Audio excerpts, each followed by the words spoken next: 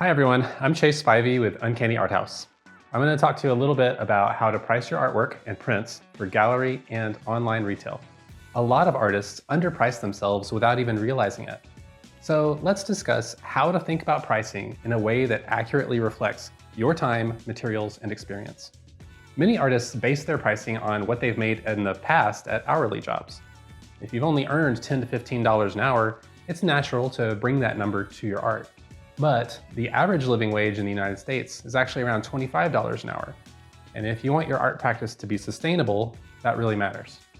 Think about the time you spend researching, experimenting, preparing surfaces, finishing, framing, photographing your work, applying for shows, and promoting yourself. On top of that, you've got ongoing equipment maintenance and replacement costs.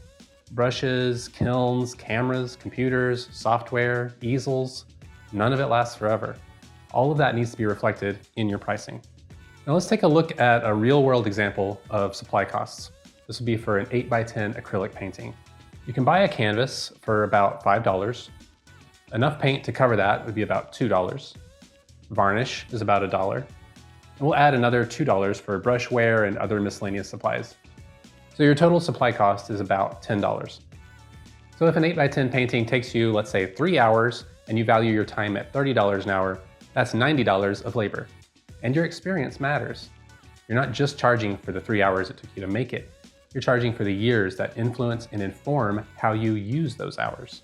Storing artwork also takes space and materials. Transporting art requires gas, mileage on your car, packing supplies, and time. These are all real costs that we need to think about. Also realize that 20 to 30% of your income goes to taxes.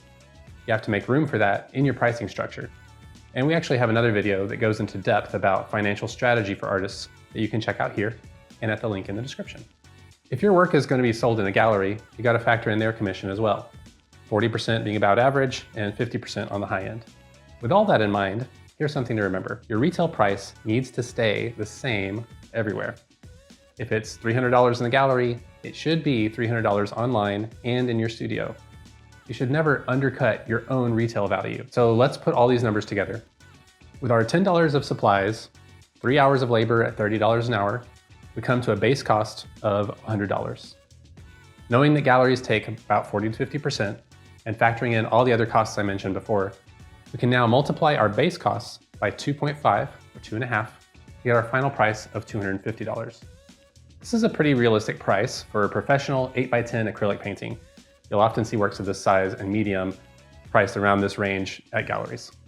Now, if you're working in a medium like oil that's a bit more expensive and requires more time to work with, then that needs to be reflected in your pricing. Pricing prints is a little different because you're not repeating the hours you spend making the original. So instead of a time-based pricing, we can use a simple multiplier based on material costs. A general guideline for pricing prints is that the retail costs could be the material cost multiplied by 3 to 5 for open editions, and then multiplied about 5 to 10 for limited or special editions. This multiplier covers your supply costs, but also packaging materials, time spent making and bagging the prints, storage costs, taxes, and gallery commissions. So if an 8x10 print costs you around $5 to produce, multiplying that by 3 to 5 puts you in the $15 to $25 range, with then limited and signed prints landing around $25 to $50. And just like with originals, we want our price to stay consistent across all platforms. This approach works for every medium: photography, video, sculpture, digital art, anything really. Every type of artwork has materials, time, experience, equipment upkeep, storage, transportation, taxes, and sometimes gallery commission to think about. So again, here's a simple formula you can use.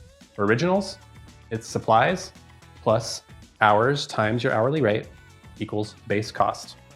Then multiply your base cost by about 2.5. Feel free to adjust those numbers based on your individual needs, but that's a good place to start. Then for print pricing, again, it's material costs multiplied by 3 to 5 for open editions and 5 to 10 for limited editions. That's a simple way to think about pricing your artwork that reflects the time, skill, and investment that you've put into your craft.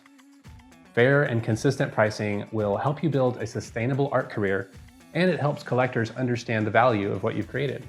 And if you have any questions about pricing, commissions, or selling your work, please drop a comment below and we'll be in touch.